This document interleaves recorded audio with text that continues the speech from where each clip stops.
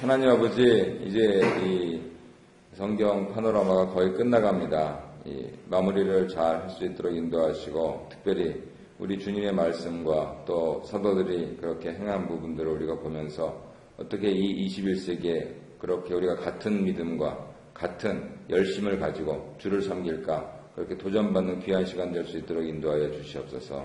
주정을 주님께 의지하며 예수님의 이름으로 기도합니다. 아멘. 오늘하고 내일, 아마 2주, 오늘 빼면 2주 정도 조금 더 할 것 같습니다. 성경에는 사도 바울의 5차 전도여행은 기록이 없어서 저는 그거를 좀 정리를 안 하려고 했는데, 어제 이렇게 신학적인 어떤 글을 읽다가 좀, 제가 그 부분들 생각을 고친 것이, 의원 누가가 사도 바울이 전도여행 다닌 거를 사실적으로 그대로 사도행전에 적은 게 아니다. 그러더라고요. 만약 그런 식으로 다 적었다면은 분량이 그렇게 될 수가 없다. 문제는 성령님께서 어떻게 인도하셔서 복음이 예수님께서 말씀하신 대로 예루살렘에서 유대로 사마리아로 온 땅끝까지 전파됐나 하는 그거를 기록하려고 사도행전을 적은 거지, 일일이 세세히 뭐 여행 기록문 하려고 사도행전 적은 게 아니다. 이렇게 하셨더라고요. 그래서 만약 그렇다면 이제 성경에는 없는데 지금 이 성경 파노라마에 있는 5차 전도 여행이 아마 있음직한 그런 걸로 한번 보류하고, 그리고 특별히 이제 근거를 잡는 것이 로마서에서 서바나 같은 그런 구체적인 지명들이 나오기 때문에 아마도 여러 신학자들과 목사님들이 그렇게 좀 정리를 하고 있고, 저는 다른 전통, 우리 장로교 전통에서 자랐기 때문에 처음 듣는 얘기거든요. 그런데 아마 뭐 이렇게 남들은 어떻게 말하나 하는 부분들을 공부하는 차원에서는 의미가 있을 것 같다. 그래서 다음 주일날 좀 제가 더 조사해서 그렇게 말씀드리도록 하겠습니다. 지금 나눠드린 요약물, 최원선 요약물 받으셨어요? 네. 그 오른쪽 1페이지 오른쪽에 지도를 보시면은 그 조금 진하게 표시된 부분들이 지중해, 그리고 북동쪽에 있는 것이 흑해가 되겠죠. 그리고 저쪽 이베리아 반도 북서쪽에 있는 것이 대서양, 이렇게 될 것이고요. 그랬을 때 가운데, 정 가운데 장화처럼 되어 있는 데가 이태리가 될 거고요. 그리고 그 오른쪽에 있는 데가 그리스가 되겠죠. 유럽, 혹시 남부 유럽 쭉 여행하신 분 있으십니까? 권사님? 김 박사님 남부 유럽 하셨죠? 여행을 어떻게 다니셨나요? 여행 상품으로 다니신 거죠? 네. 어떻게 여행을 다니셨습니까? 어디서부터 시작해서? 스페인, 이태리, 그리스인가요? 아니면? 이집트, 그리스. 장로님은 말씀을 안 하셨나요? 장로님 안 가셨어요? 나는 일하고. 장로님이. 네. 네. 그러면은 이쪽, 아래쪽에서 이렇게 돌아가지고 터키, 그리스, 이렇게 돌아가는 거죠. 네. 나는 터키를 못 가보고, 이집트 이쪽은 못 가고요. 저쪽에 영국, 프랑스, 독일, 스페인, 포르투갈, 이태리, 그리스. 한 번에 그렇게 다니셨어요? 한 20 며칠 정도. 네. 비행기 타고 내려서 또 조금 구경하고. 네. 그러면은, 김 박사님은 여기 포르투갈부터 스페인, 이태리, 그리스, 남부 유럽만 이렇게 하신 거죠? 네. 프랑스, 영국, 네덜란드, 두 번 갔으니까. 네. 그럼 이제 오늘 우리가 공부하려는 거는 지금 김 박사님 여행하신 거는 방향이 반대. 그리고 이 권사님 여행하신 거로는 그 방향으로 이렇게 복음이 이렇게 가고 있는 거니까, 복음이 그래서 어떻게 됐지 하면 서진했다 그럽니다. 복음이 서쪽으로 이렇게 쭉 나갔다 그럽니다. 그러면 지금 아무 글씨도 없는 그 지도에서 터키 찾으실 수 있습니까? 터키. 오른쪽 나와요. 네, 이렇게 삐쭉 나와 있는 터키 찾으실 수 있죠. 그 다음에 여기서 이스라엘 찾으실 수 있습니까? 예. 그러면은 여기서 이렇게 지중해 중간중간에 섬들이 떠 있는데요. 섬들 오른쪽부터 보면은 이 섬이 구브로, 그 다음에 중간에 그레데. 그 다음에 저 이태리 밑에 장화 밑에 있는 거는 시실리. 그 아래 조금 약간 흐리게 되어 있는데 거기가 이제 말타입니다. 네. 그래서 이렇게 섬들하고 쭉 마치 이제 하나의 그 지중해를 가운데 두고 원을 그리듯이 이렇게 하고 아프리카는 뭐 나중에 우리 좀 공부하시기로 하고요. 그래서 전체적으로 북쪽에 있는 쪽을 이렇게 대충 아우러서 말씀을 드렸습니다. 오늘은 지도로 보는 사도행전과 서신서가 되겠는데요.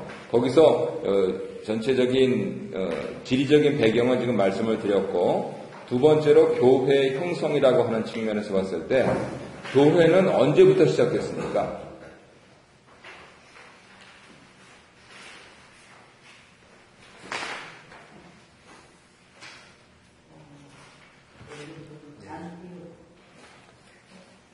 교회가 형성된 시점을 어떻게 잡아야 될까요? 네. 선언하는 측면에서 보면은 예수님께서 가이사랴 빌립보에서 사도 베드로에게 신앙 고백을 받으시고 내가 네 반석 위에 내 교회를 세우리니 이게 예수님 분명히 말씀하신 거기 때문에 내하고 네하고 이거 구별을 잘해야 됩니다. 어떤 분들은 내하고 네가 구별이 안 돼요. 이상하더라고요.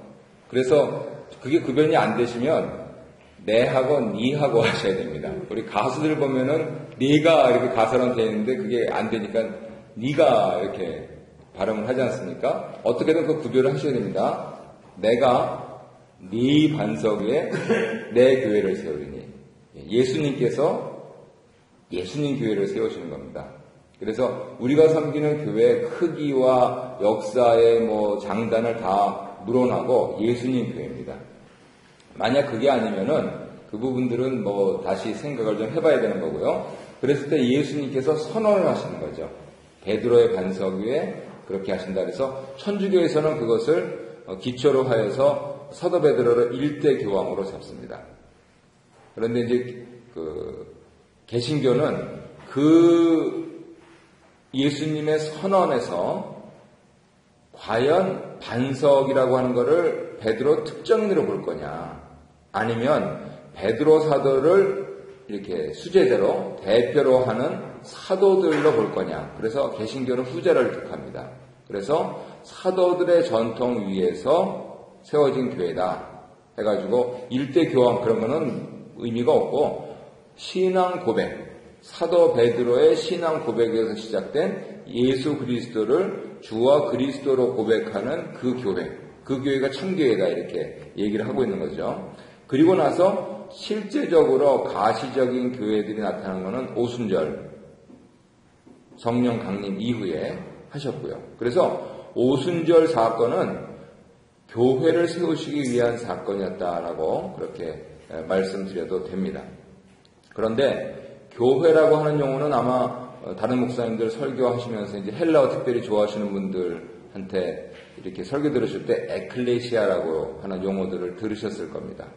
에크, 클레오 이런 거기서 나온 건데요. 끄집어내서 불러낸 그런 거를 가리킵니다. 그래서 회중이라고도 번역하기도 하고 하는데 이 말 자체는 이미 주전 한 200년 전부터 쓰여져 있었습니다. 문헌을 조사를 하면. 그러면은 교회라고 하는 용어 자체는 이미 훨씬 오래전부터 쓰였는데 예수님께서 예수님의 교회를 반석 위에 세우시겠다고 선언하신 이후에 구체적으로 역사적으로 오순절 성령 사건을 통해서 개입하셔서 그래서 교회를 세우셨다 이렇게 정리하는 것이 좋습니다. 참고로 아마 처음 들으시는 분들도 계실 텐데 출애굽기 19장을 근거로 해서 우리 에스라 학사기암 제사장 아시죠? 그때부터 유대인들에게 이제 가르쳐진 내용이 있습니다. 그게 뭐냐면 유대인들이 지키는 3대 명절 그러면은 유월절, 오순절, 초막절, 수장절 이렇게 되는데 그랬을 때 이 오순절이 성경에서 어디에 근거하느냐면 출애굽기 19장의 근거를 두고 그거 잘 읽어야 됩니다. 그거 그냥 읽어서는 여기서 오순절이 나오는지 잘 모르는데 에스라 이후로 유대인들이 기산법으로 모세가 출애굽을 해서 시내산에 도착해서 율법을 수여받은 날이 바로 50번째 날이다. 이렇게 가르쳤습니다.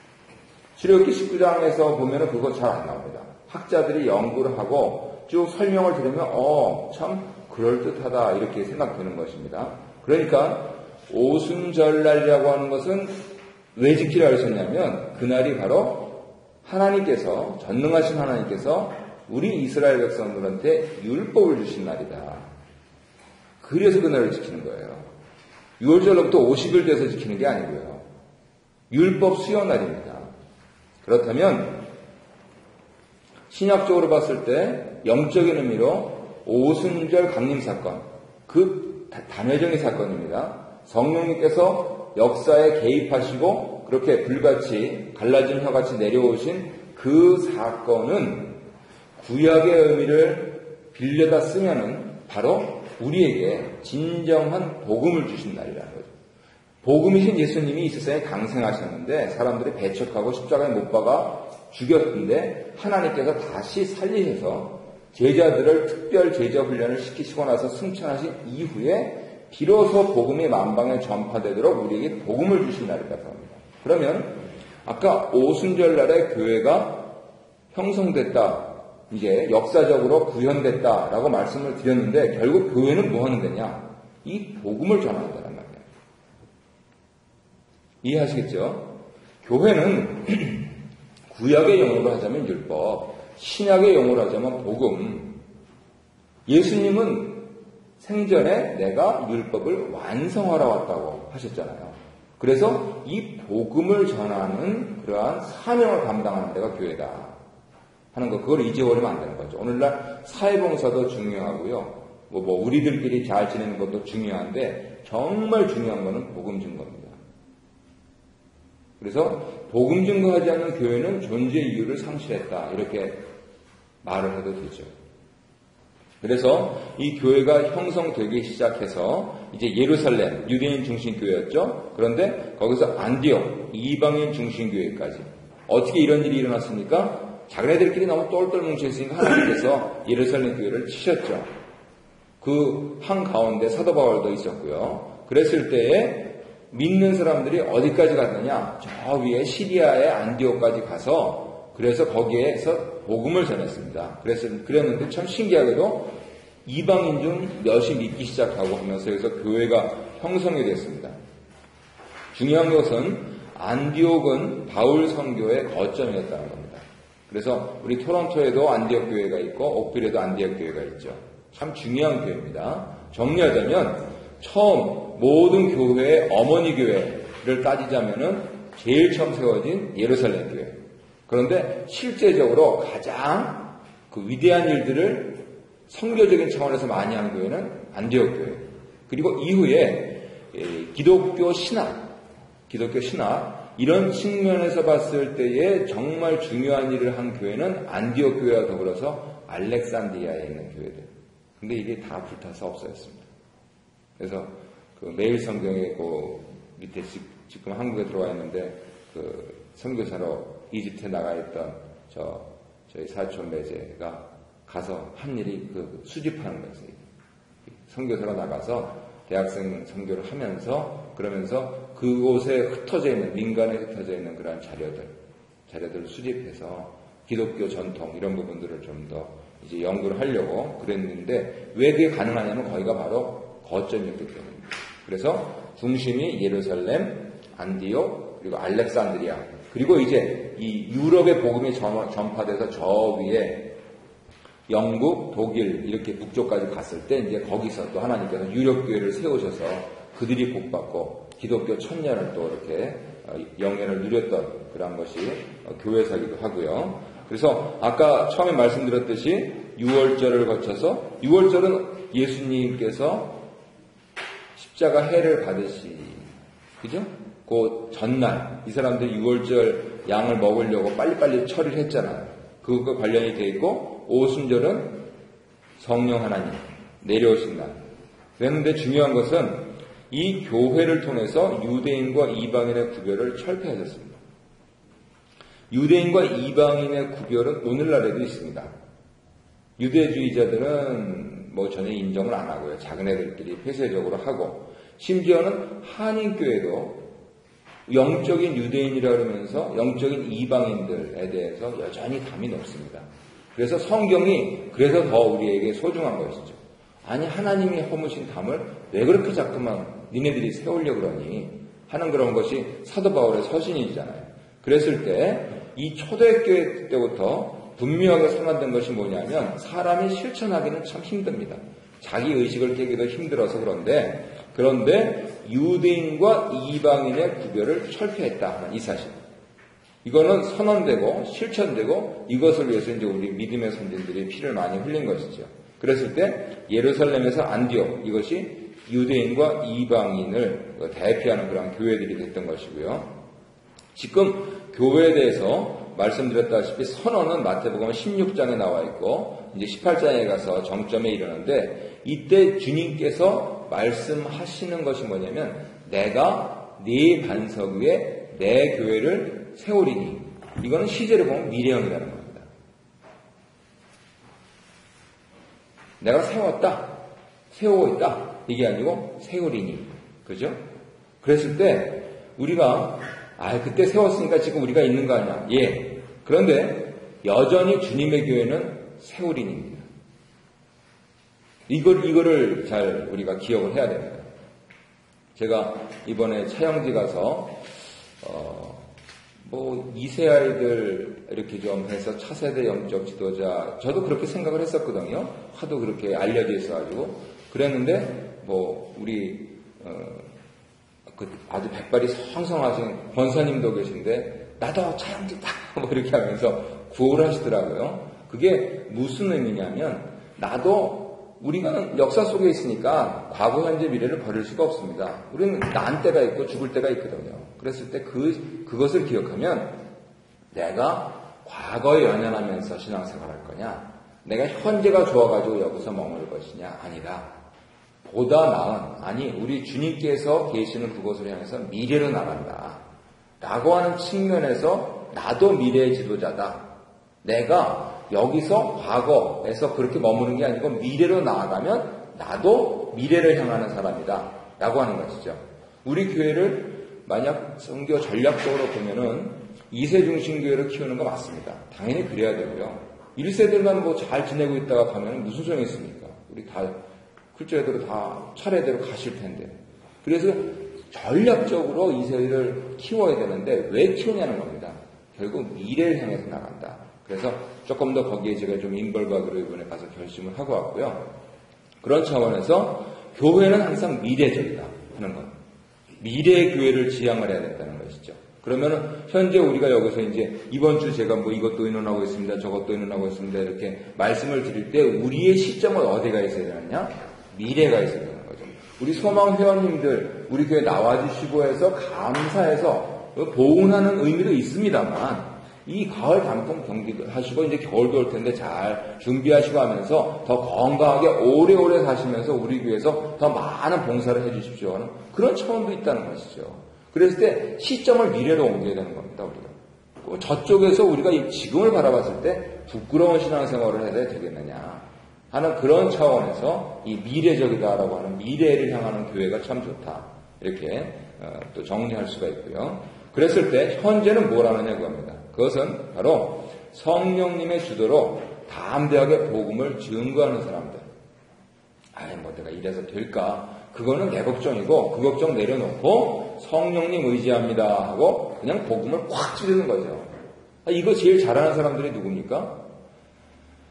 여호와의 증인들이잖아요. 그렇게 다니면서 그냥 콕콕 찌르려고 그냥 문서도 넣고 그냥 목사라고 그런데도 그렇게 찾아오네요. 그냥 우리 교회 좀 와보라고. 그러면 제가 그 교회 가면 우리 교회는 어떻게 해요? 그런데도 와요. 너무 그냥 좀 무지막지해서 좀 귀찮긴 한데 아무튼 이 사람들이 자기네들이 믿고 있는 걸 그렇게 하는데 우리 정통파 그리스도인들은 도대체 그런 걸 하냐 하는 그 자문에 빠지는 거죠.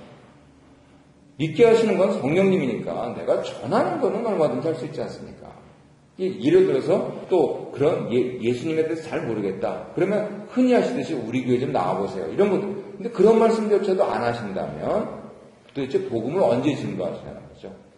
그랬을 때 이번에 우리 제자반 하면서 참 좋은 아이디어를 내시더라고요. 9월 23일 날 우리 뭐 이렇게 단지 그냥 가서 예배 드리자 그러면 조금 부담스럽다는 거죠. 근데 우리 창립기념이니까 찬양 예배를 드린다.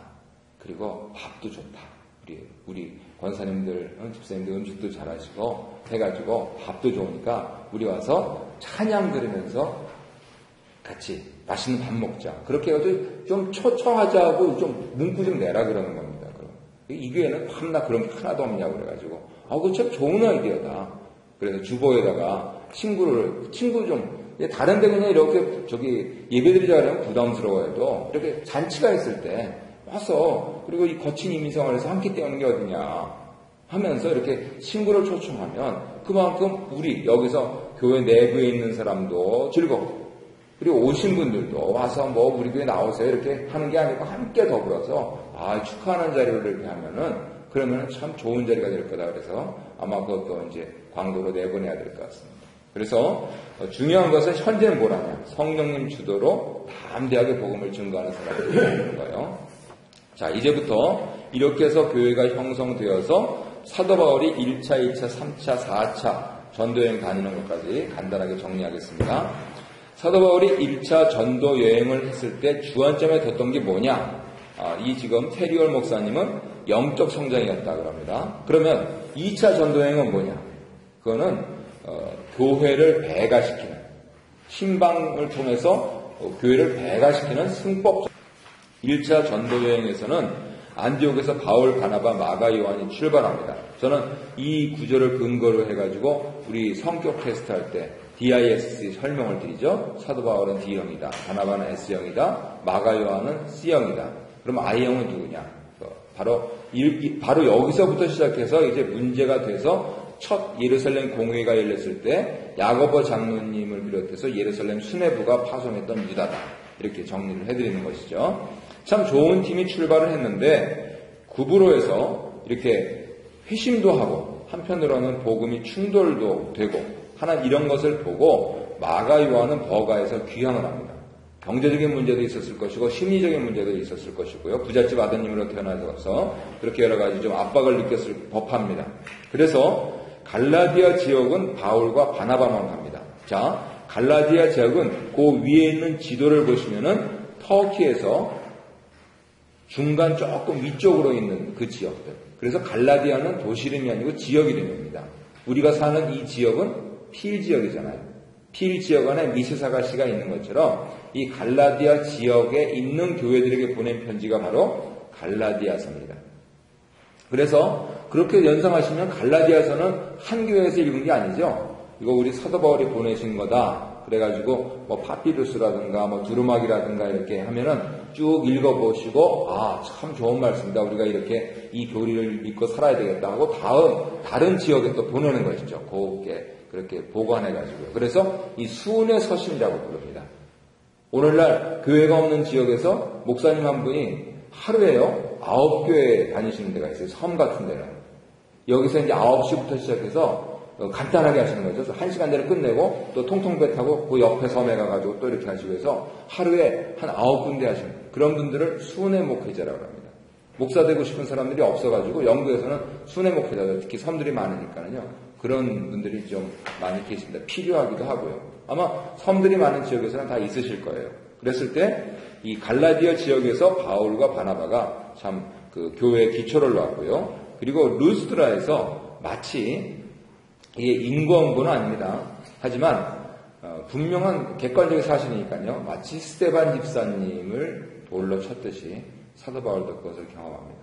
아마 저는 개인적으로 사도 바울이 스데반 집사님이 생각했을 것 같아요. 돌에 맞아서 이제 거반 죽은 게 아니고 죽은 줄 알고 내다버렸죠. 그렇게 되어 있습니다. 그런데 하나님께서 다시 정신 차리게 하시고 다시 살게 하셨죠. 그 돌 맞으면은 모양이 어떤지 아십니까? 혹시 개 잡을 때 그런 거 보셨나요? 옛날 시골 동네에서 몽둥이 찜질하면 뭐 고기 맛있다고 아주 잔인하게 그렇게 하시잖아요. 일단은 부르죠. 이렇게 하고 뭐 결정적인 치명적인 급소라 맞으면 이제 죽고 그렇게 되는데 입에 담겨올 정도로 이렇게 처참했을 것 같습니다. 그런데도 불구하고 이 바울이 다시 일어나서요 또 갑니다. 대단한 사람입니다. 그래서 더베라고 하는 그런 지역에 가서 다시 거꾸로 돌아오죠.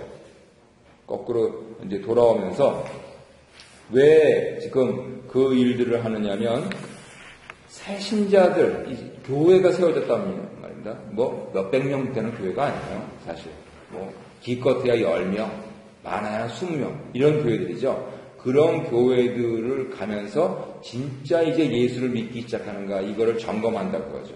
사실은요 우리가 수요일날 전통적으로 수요일날 왜 모이시는지 아십니까? 언제부터 수요일날 모이기 시작했나요? 잘 모르시죠? 네? 네. 그전에도 물론 중간중간에 그렇게 모임들이 있었겠지만은 우리 교회사의 기록으로 보면은요, 이 수요일날 모임을 처음 만드신 분이 누구시냐면 감리교를 창시한 요한 웨슬레입니다.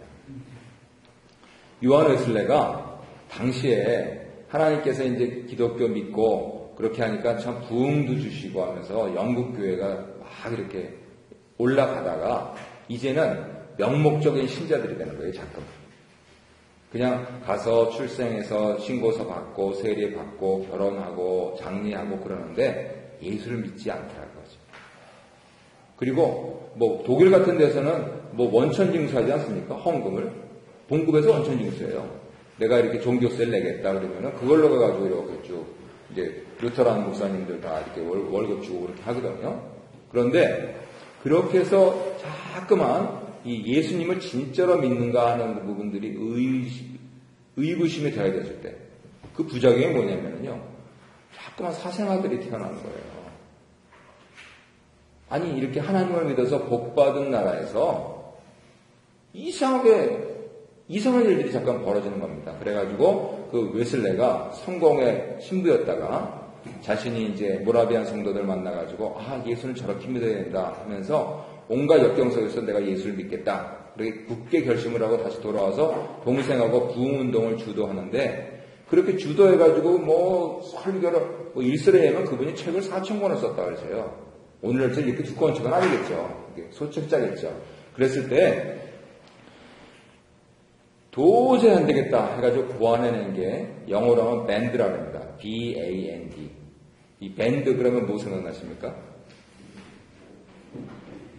악기하는 이렇게 밴드.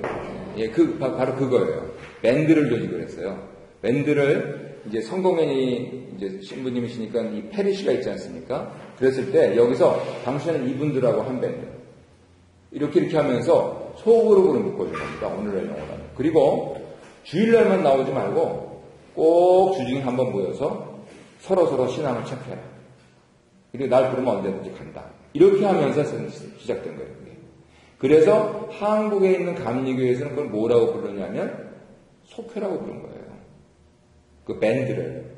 처음에 그렇게 시작된 밴드를. 그리고 가만히 장로교에서 보니까 감리교회에서 이렇게 성장이 굉장히 빠르다는 거죠. 사람들이 막 은혜 받고. 그래가지고 우리가 더 오래됐는데 왜 저희가 저래 해가지고 봐서 이렇게 보니까 요게 되는구나 그래가지고 장로교에서는 그걸 뭐로 받아들였냐면 구역으로 받아들였습니다. 실제적으로 구역은요 이 수요일마다 해야 돼요. 원래 따지자면 원래 목적으로 하자면 하도 사람들이 예수 제대로 안 믿고 그러니까 그래서 이 수요가 됐는데 이제 그것이 이제 역사를 벌써 한 300년 넘어 지나면서 한번 모이긴 모여야 되는데 어떻게 모이느냐. 그랬을 때 옛날엔 농사 지으셨으니까 우리 다 이렇게 농사 짓고 해 진 다음에 모입시다. 그래서 저녁이 된 거예요. 오늘날에는 다들 바빠가지고 젊은 사람들은 수요일에 못 나오잖아요. 이거 한국 교회도 마찬가지입니다. 새벽기도 사람들이 못 나오니까 어떻게 합니까? 특별 새벽기도를 하잖아요. 특별 새벽기도를 이민교회는 세게 합니다. 왠지 아세요? 오래전에 한 거를 소문을 들어서 따라하는 거기 때문에. 이민교회는 40일 특별 새벽기도를 합니다. 근데 한국에 있는 교회는 20일을 못해요. 새벽기도. 서로들 바빠서 못해요. 그리고 한국이 이제 뭐 캐나다만큼 잘 사니까 사람들이 젊은 사람도 전부 다 토요일날 주일날 끼고 캠핑 가고 그러면서 풍속도가 많이 바뀌었습니다. 그랬을 때 결국은 이 정신 자체는 뭐냐? 새신자들, 특별히 우리 구역에 들어온 새신자들이 과연 잘하고 있느냐? 아니, 그 전에 우리 구역에 새신자들이 들어오느냐? 이거 자꾸만 점검해야 된다는 거죠. 우리끼리 모여가지고 이거 잘 된다. 우리 교회 소망이 많다. 그거 우리 교회 소망이 많다. 뭐 한 10년 말씀하시다 보면은요, 차례대로 이제 순서가 돼서 가시면은요, 소망이 많다 그 소리 못 하십니다. 그러려면 더 많은 소망연인들 인도하시고, 자 이제 우리 이제 연세 이렇게 드셔가지고 뭐 합니까? 우리 교회 나가서 신앙생활하다가 같이 천국 갑시다. 그러면서 더 많이 전도하셔야 돼요. 아이고 뭐 소망에 전도하면은 이 교회 뭐 밤낮이지 그냥 소망에만 넘쳐나면 어떡하느냐. 젊은 사람들은 하나님 보내주시는 거죠. 그것처럼 소망연인들도 하나님 보내주시는 거고요. 그래서 이 새신자가 들어오느냐, 그리고 새신자가 잘 영적으로 성장하느냐, 이것이 사도 바울의 1차 전도 여행의 그러한 주 체크 포인트였습니다. 그리고 다시 이제 안디옥으로 귀향하죠. 그 페이지 넘기셔서 이 페이지를 보시면 다소 조금 흐리게 되어 있는데요. 이 지금 사도 바울이 1차 전도 여행한 그러한 노정이 나옵니다. 보이시죠? 터키에서 팔레스틴 지역에서 보면은 배 같기도 하고 이렇게 그림이, 근데 화살표를 잘 보시면 안디옥에서 출발해서 화살표가 구브로로 가죠. 지금 보이십니까? 이렇게 아래원으로 쭉 가다가 저 위로 올라가서 다시 이쪽으로 안디옥으로 돌아오는 겁니다. 그래서 제 손가락을 보시면요, 이렇게 가서 이렇게 돌아오는 이 여정을 택한 겁니다. 자세히 보시면 거기 화살표가 그 방향으로 되어 있습니다. 이 복사한 거라서 좀 더디게 잘 안 보이는데요. 그랬을 때 이 영적인 성장을 하는 거, 어떻게 해야지 영적인 성장을 하냐, 그것을 우리 목적 40일 다 하셨으니까 기억하시죠? 5개. 예배, 교제, 훈련, 사역, 사명. 여기 이제 우리 장로님은 사역반 지금 하시니까 옥하는 목사님이 이거를 3개로 하셨어요. 그죠? 예배와 교제, 그리고 훈련, 그 다음에 증거, 이렇게 해가지고요. 3개로. 가장 줄이면 3개인데, 이 손가락이 5손가락이니까, 미국 사람이니까 시형주의로 이렇게 하는 거예요. 한번 해보실까요? 예배, 교제, 훈련, 사역, 사명. 영어로 하면은 예배는 worship, 교제는 fellowship, 훈련은 discipleship이라고 하죠. 제자도. 그 다음에 사역은 ministry. 그 다음에 사명은 mission. 그래서 3 ships and 2M 이렇게 부릅니다. 예배, 교제, 훈련, 사역, 사명. 예배는 어떤 겁니까? 예배? 주일 예배, 수요 예배, 금요 예배, 구역 예배, 신방 예배. 하나님을 기억하고 하나님께 경배드리는 것은 모든 것이 예배입니다. 그래서 가장 중요한 예배는 뭐냐? 더구나 21세기가 넘어갈수록 가장 중요한 예배는 저는 가정 예배라고 봅니다. 가정 예배가 안 되면요, 애들 안 됩니다. 일주일에 몇 시간이죠? 24 곱하기 7하면 168시간이죠. 168시간 중에서 1시간 나와서 거기서 우리 교회에서 이제 보통 찬양 끝나면 한 16분 정도 지납니다. 그리고 뭐 광고하시고 기도하시고 하면은 한 5분, 7분 지나고요. 그리고 뭐 이렇게 저렇게 하면은 뭐 30분 이상 설교 안 하려고 그렇게 노력을 하고 있는데 168시간 중에서 우리가 말씀과 기도와 찬송을 하면서 1시간 가지고 내 인생이 어떻게 될 거다. 솔직하게 그건 양심 없는 소리죠. 그죠? 양심 없는 소리입니다, 그건. 성령님 내려오십시오. 그래서 성령 받으면 모르는데, 그리고 매주 성령 받는 것 같지도 않잖아요. 매주 똑같은 것 같잖아요. 말씀 기도 찬양하는데. 그러면 어떻게 해야 됩니까? 매일 30분씩 큐티하고. 그거를 또 매일 30분씩 자녀들하고 나누고. 그렇게 해도 우리는 세상에 치여 살 수밖에 없는 사람들이에요. 아니, 시간을 많이 들여야지. 일이 잘 된다는 건 그거는 세상 법칙이고 또 믿음의 법칙 아닙니까? 교회에 많이 나오는 사람들이 신앙 성장하는 거 아닙니까? 그리고 내가 거기에 올인해야지 내가 거기서 성공할 확률이 높은 거 아닙니까? 그런데 168시간 중에서 1시간 해놓고 나를 좀 어떻게 해달라고. 말이 안 되는 소리입니다. 더 드려야 됩니다. 그래서 이 수요일날 성경 공부에 나오시는 분들하고 안 나오시는 분들하고는 소용지체. 저는 제 블로그에다가요, 창세기부터 요한계시록까지 여지껏 한번 쭉 올려놓나요? 근데 우리 교회에 오래 다니신 분들도 목사님은 성경을 그렇게 잘 안 가르치셔가지고 무슨 소리냐고 거기 다 있다고. 다른 교회 사람들은 은혜 받는다고 이메일도 하고 그러는데 우리 교회에 더구나 거의 5년, 6년 다닌 사람들이 그런 얘기를 하냐고. 나는 한 번도 당신이 참석을 안 한 거지. 내가 화요일 날도 있고 금요일 날도 있고 목요일 날도 있고 정말 쎄 빠지게 했는데 그래가지고 이 나이에 창세기부터 요한계시록까지 다 정리했는데 그거 올리는 일만 남았단 말이죠. 왜냐면 다른 게 좀 나쁘다고 얘기한 게 있어서 그런 거 빼고 올려야 되거든요. 그거 그대로 올리면 싸움 나요. 그러니까 시간 걸린다는 거죠. 근데 중요한 거는 벌써 11년 되면서 그렇게 발버둥 치면서 해왔는데 한 번도 안 오신 분들. 그리고 나서 나를 어떻게 좀 해봐라. 말이 안 되는 소리예요. 저희 수성모니까 이렇게 말씀드리죠. 주일날에는 또 이제 그래도 오십시오 이렇게 말씀드릴 수밖에 없는데 아니 사람이 그냥 턱 오픈해서 말하자고요. 168시간 중에서 1시간 해가지고 뭐가 되냐고요. 그 글자 그대로 그래도 조금 내가 이게 나와야 되겠다는 거는 그 1시간 지나가지고 또 1시간 동안 뭐 드시면서 이렇게 사람들하고 얘기하다 보니까 그거 우리 뭐라 그럽니까? 친교. 예, 거기서 이제 말씀 중심으로 하면 교제가 되는 거고요. 빵 먹으면 친교입니다.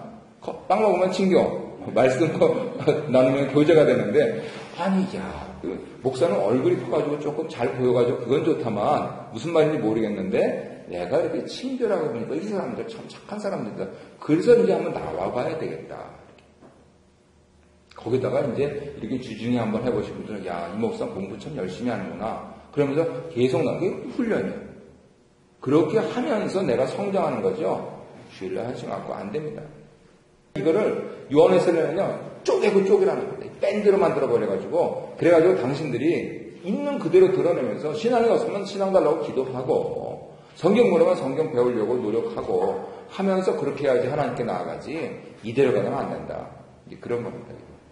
그래서 우리 교회에서 이제 권유하는 거는 매일 큐티 하신 거를 일주일에 한 번 또 만나서 나누시라는 겁니다. 이번 홈페이지 하면서 제가 젊은 집사님들 참 도와주셔서 감사한데요. 그렇게 해가지고 하는데 또 교회 오래 다니 그렇게 놓고 봤을 때 정말로 중요한 게 내가 성장하고 있는 이거를 자꾸만 나 포인트 하지 말고요. 내가 이 교회에서 성장하고 있느냐. 내가 이 교회에서 전혀 성장 못하고 있다는 건 어떻게 됩니까? 빨리 내가 성장할 교회 찾아가야 됩니다. 그게 실속 있는 거 아닙니까? 내가 아무것도 변화받지 못하면서 교회 이름만 걸고 횟수가 간다. 정말 10년 흘렀어요. 처음에는요, 이건 이제 언제 끝나나 그 생각만 하고 있었잖아요. 하도 싸우고 그냥 나가라 그래가지고. 그런데 버티다 보니까 10년이 흘렀다니까요. 애들 저렇게 크고요. 저희 애 벌써 대학교 4학년입니다. 1년 더 지나면요, 걔가 하는 11조 꽤 괜찮습니다. 그렇게 놓고서 정말 세월 무섭다. 이게 하나님 지금 여기서 내가 잘 믿어야 되겠다. 자꾸만 이렇게. 이게 영적 성장 요거 하는데 그랬을 때 목적 40도 아직도 안 하신 분들도 계세요. 이게 얼마나 좋아요. 3천만 부가 팔린 책인데요. 제가 말씀드렸죠. 제가 회장님 책 저도 거기 썼거든요. 130만 부 팔아가지고 순이익만 30억입니다. 그러니 그게 5천원짜리 책이었어요. 40불짜리 책이 3천만 부가 팔렸다고 생각해 주십시오. 그러니까 재단을 세워가지고 아프리카 나라를 돕지 않습니까? 그래서 이거는 글자 그대로 역사적으로 하나님 주신 거기 때문에 예배교제 훈련 사역 사명 분명한 거고요. 어디를 가나 다 똑같은 소리입니다. 조금씩 달라놨는데 제가 재밌게 본 것이 이 테리얼 목사님은 이거를 오른쪽에 있는 걸로 바꿔놓으셨더라고요. 말씀, 성령, 교제, 기도, 전도. 그래서 말씀이 뭡니까? 예배예요. 성령이 뭡니까? 훈련이에요. 교제죠. 기도가 뭡니까? 사역이고요. 전도가 뭡니까? 사명이에요. 용어들은 다르더라도 성경 말씀을 그냥 쫙 뽑아낸 겁니다. 우리 기억에 하기 좋게 5손가락으로 이렇게 한 것이 이 하나님께서 정말 지혜 주신 겁니다. 그랬을 때 우리가 이거를 통하지 않고는 훈련 받을 수 없다. 성장할 수 없다. 하는 부분들을 깊게 명심하고 그리고 최선을 다해서 이제 말씀 배우기를 노력해야 되겠죠. 2차, 3차, 4차는 빨리 끝내겠습니다. 2차 전도 여행은 안디옥에서 바울, 디모데, 실라가 출발을 하는데요. 왜 그런지 아시죠? 마가요한 때문에 2페이지, 여기 나무 뿌리 있는 그림 2페이지. 앞뒤로 아마 있을 겁니다. 이거 뒤로 뒤쪽에. 바울, 디모데, 실라가 이제 한 팀이 돼서 가는데 갈라디아로 가려고 그랬어요. 참 은혜가 되고 그래서 그쪽으로 가서 다시 이 신방을 하려고 그랬는데 성령님 막으시더라고 합니다.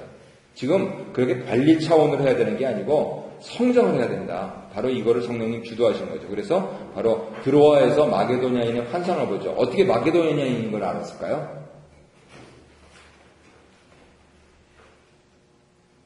나는 마게도냐 사람이다. 그럴 수도 있겠는데 그 사람 언어, 그 사람 옷. 그렇죠? 우리가 한국 사람인 거를 그냥 쭉 세워놓고 보면 한참 봐야 됩니다. 일본 사람, 중국 사람, 한국 사람. 중국 사람처럼 생긴 한국 사람도 있고, 그러니까요. 근데 한복 딱 입어버렸다. 그러면 그 얼굴에 한복이면 한국 사람이죠. 그래서 그런 차원에서 이 마게도냐인의 환상을 받고, 빌립보, 데살로니가, 고린도, 에베소 교회들을 세우셨고요. 고린도에 18개월 정도 체류하시면서 아굴라, 프리스길라 부부를 만나셨습니다. 성도님들이 내 신앙생활할 때 동역자를 만나야 됩니다. 저는 이제 그 어려운 와중에서 이렇게 10여 년 지내올 수 있는 것은 결과적으로 하나님께서 우리 그 당연 자모님들 보내주셔서 그래요.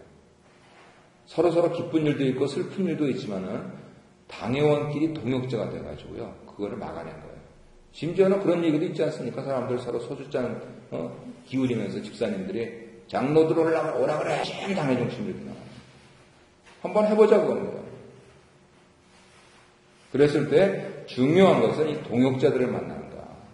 뜻이 합하고 마음이 합하고 언어가 합하고 찬양이 합하고 기도가 합하고 말씀이 같은 이 동역자들을 만난다. 저희가 그래서 큐티큐티 하는 게요. 왜냐하면 창세기부터 요한계시록까지 하나님 뜻 알기 어렵습니다. 그런데 이사야 본문을 같이 읽으면요 하나님 뜻 알기 쉽습니다. 어떻게 해요? 내가 만난 오늘 같은 본문에서 내가 만난 하나님과 다른 장로님들이 만난 하나님을 서로 말해보면 돼요. 아 이렇게 가라 그러시는구나. 그래서 가끔은 또 큐티 그러는 겁니다. 그랬을 때 이 동역자를 달라고 구역도 마찬가지입니다. 구역도 동역자를 달라고 기도하셔야 되고요. 얼마나 큰 힘이 되셨는지 모르죠. 그래서 예루살렘 구호금 전달했죠. 방문하고 안디옥으로 귀환하고 그래서 그 오른쪽에 지도로 보면 굉장히 넓은 지역을 다녔습니다. 사도 바울은 자기 의식은 소아시아밖에 없었던 것 같은데 성령님께서 유럽 쪽으로 이렇게 해가지고 위에 마케도냐 또 그 아래 아가야 그리고 바로 이제 아테네 이런 지역들을 다 돌아보게 하셨죠. 그리고 3차 전도여행은 이제 이렇게 해서 1차, 2차를 통해서 세워진 교회들에게 어떻게 정도님들이 배가하는가 그런 부분들에 대해서 관심을 갖고 가는데 3차 전도여행은 팀원들이 중간중간에 바뀌었습니다. 그래서 쭉 기산을 해보면 모두 9명 전도자들이 함께 동행했고요. 특별히 에베소에 3년을 체류했습니다. 에베소 교회가 굉장히 중요합니다. 이 교회가 거점 교회입니다. 그 요한계시록에 나오는 7교회는 모두 에베소 교회로 중심으로 하면서 근처에 흩어져 있는 교회들이거든요. 그래서 오늘날도 초대교회 7교회 순회하는 성지순례 프로그램도 있습니다. 그러면 뭐 터키에서 이렇게 옮겨 다니시면서 보시는 거예요. 현대적으로 지명이 바뀌어가지고 뭐 인터넷에 많이 나와 있으니까 그건 참조하시고요. 그리고 다시 마케도냐와 아가야 그리고 아테네 지역을 순회한 다음에 에베소로 귀환했죠. 그리고 바로 이후에 이제 에베소에서 예언에도 불구하고 오순절을 지키기 위해서 예루살렘으로 급히 귀경하는데 이미 자신이 포박당할 것을 이때 압니다. 그래서 에베소에 있는 장로님들 3년이나 같이 체류했으니까요. 제일 오래 머무신데요. 장로님들하고 같이 이제 해변에서 서로 눈물로 기도하는 걸 알죠. 나의 달려갈 길과 주 예수께 받은 사명을 마치려면은 내 생명을 조금 더 귀한 것으로 여기지 아니한다 하는 위대한 그런 고백을 하시고 이제 이 사람 우리 다시 못 보겠구나 이렇게 생각하니까 장로님들도 이제 많이 우시고 하면서 이 교회가 거기서 힘이 나는 겁니다. 뭐 세상적인 중립적인 용어로 하면 희생을 하는 거고 또 선교를 사명을 감당하기 위해서 자기 목숨을 버리는 이러한 것들이 교회가 부흥하는 원동력이 되었던 것이죠. 사도 바울이 그래서 하늘에 썩어진 미랄에 대해서 이제 내가 내 인생을 마무리하려고 한다. 그런데 거기서 하나님께서는 이제 더 참 굉장히 우리가 상상할 수 없는 일들을 하면서 4차 전도여행을 하시는데요. 거기 지도농에 참조하시고요. 여기서 그 전에 3차 전도여행에서 우리가 왜 또 제자 훈련을 하느냐 하면은요. 그 교재 나와 있죠. 테리얼 목사님이 우리 교재했듯이 사도 바울은 예수님께 계시를 받아서 복음을 전파하는데 누구를 세우느냐? 디모데를 세우고 디도를 세웁니다. 그러면 하나님께서는 디모데와 디도 이 목회자들에게 충성된 분들을 맡기십니다. 그러면 이 충성된 분들을 통해서 다른 허다한 사람들이 들어오는 것. 이것이 제자도에 바탕한 승법 전략입니다. 그러면 하나가 둘을 낳고 둘이 넷을 낳고 그 다음에 셋이 9을 낳고 한번 세보세요. 그려가면서. 그것이 기독교 복음 전파의 기본적인 원리인데 교회는 이거를 자꾸만 상실하는데 아멘은 자꾸만 쓰더라는 거죠. 이게 자꾸만 마음이 아파지는 겁니다. 아니 이게 성경의 원리인데 왜 성경을 믿는 교회는 자꾸만 뭐 교인이 줄어든다 그러고 회사하는 그런 데는 왜 자꾸만 이 판매가 늘어난다 그러냐. 이건 뭔가 잘못됐다 하는 이거를 말씀드리는 겁니다. 제자도입니다. 그래서 한 사람이 둘을 두 사람이 셋을 해버리면은요 게임은 끝나버립니다. 거기서 9대 버리거든요. 그래서 그런 차원에서 지금 이해하셨죠? 한 사람이 이 두 사람이 셋씩 해보세요. 그러면 모두 몇이에요? 밑에 몇 명이세요? 3명, 3명, 6명, 위에 2명, 8명, 한 사람 9명. 그래서 군대에서 가장 중요한 조직이 뭡니까? 분대입니다. 분대. 분대는 몇 명입니까? 9명이에요.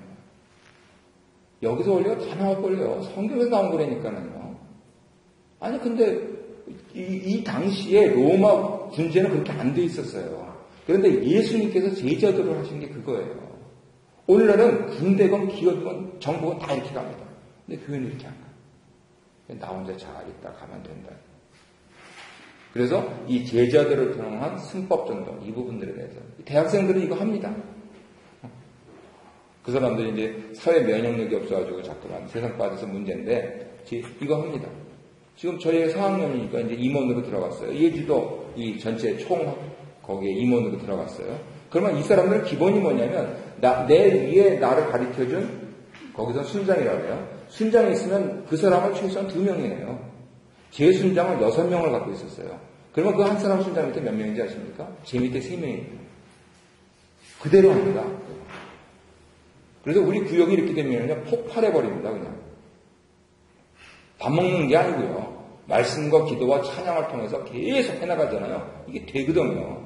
다시 한번 군대는 하고 있습니다. 기업은 하고 있습니다. 정부는 하고 있습니다. 교회는 하고 있습니다.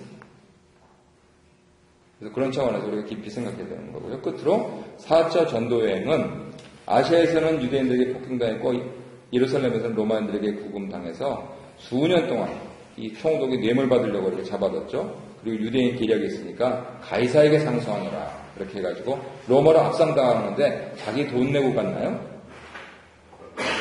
네, 국비로 갔습니다. 국비 장학생이 아니고요. 국비 죄수입니다. 네, 하나님은 이렇게 하신다는 거죠. 내가 돈 있어서 모든 일 다 한다. 그렇게 할 사람 많이 없고요. 하나님께서 시키시면은요 다 주십니다. 그래서 그렇게 자꾸만 이제 선교사님들 고백을 하시는 건데, 그래서 이 기가 막힌 전략으로 가셔서 거기 지도 보시면 참 제일 오랜 여정을 하죠. 고생스러운데 거기서 리더십을 발휘하죠. 그리고 백부장이 바울을 살려주려고 다른 죄수들도 다 살려주죠. 그래서 결국은 로마까지 들어가서 2년간 다시 구금됩니다. 어떤 분들은 옥중서신, 그러면 에베소, 빌립보, 골로새, 빌레몬 이렇게 드는데 그 옥이라고 하는 옥은 이 아이들한테는 그 던전이라 그러면 이해를 합니다. 이렇게 아주 저기 아래 밑에 이렇게 지하에 깊이 있어가지고 막 쥐들이 그냥 이렇게 하고 먹을 것도 잘 안 주고 사람이 죽어나가면 끄집어나가 하는 거예요. 그런 아주 옥을 가리키는데 지금 사도행전에 나와 있는 거는 오늘날 법정용어로 하면 가택연금, 이렇게 정확하게 옥중서신할 때 그 옥은 참 이 죽음을 기다리는 사람들이 가는 데라고 되어 있는데 이 현재 4차까지는 사도행전 28장에 그렇게 되어 있으니까요. 자기 집에서 수년간 유하면서 방문한 사람들 받고 복음 전하고 안 받으니까 이제 이방인들한테 복음을 전한다. 그래서 이렇게 하면서 스타바리 하는 걸로 끝나고 있는데 그래서 아마 이분은 거기에 기초해서 5차까지 말씀하시는 것 같아요. 제가 한 주간 조금 더 자료 찾아보고 교재해가지고 그거는 다음 주일에 하면서 계시록까지 정리하도록 하겠습니다. 오늘 하신 거 질문 있으신가요? 거의 사도 바울의 전도권은 지금까지 특히 기반입니다. 예. 인간 바울한테는요, 이 사람이 어디서 자랐습니까? 다소에서 자랐거든요. 그리고 아무리 넓어봤자, 그 소아시아 지방, 저기, 그러면 이제 산맥도 나오다니까요. 그리고 저 넘어가면 바다도 있대 하면서, 어린 시절부터 인간으로 보면은 가장 넓힐 수 있는 지역이 오늘날 하면 터키 지역이 있습니다. 근데 예수를 믿으니까 그게 어디로 가냐면, 사바나까지 가는 거죠. 이게 비전입니다. 소위 말해서. 그래서 어떤 분들은 꿈을 품으라는데 꿈이 아니고 비전을 받아야 되는 거죠. 하나님 비전을 받아야 됩니다. 나로서 할 수 있는 것이 욕인데 하나님 거는 이렇게 나가는 거예요. 그런 차원에서 이 사도 바울이 예수 믿어서 재미 보신 분이죠. 그쪽은 알겠는데 없으시면 제가 기도가 끝내겠습니다.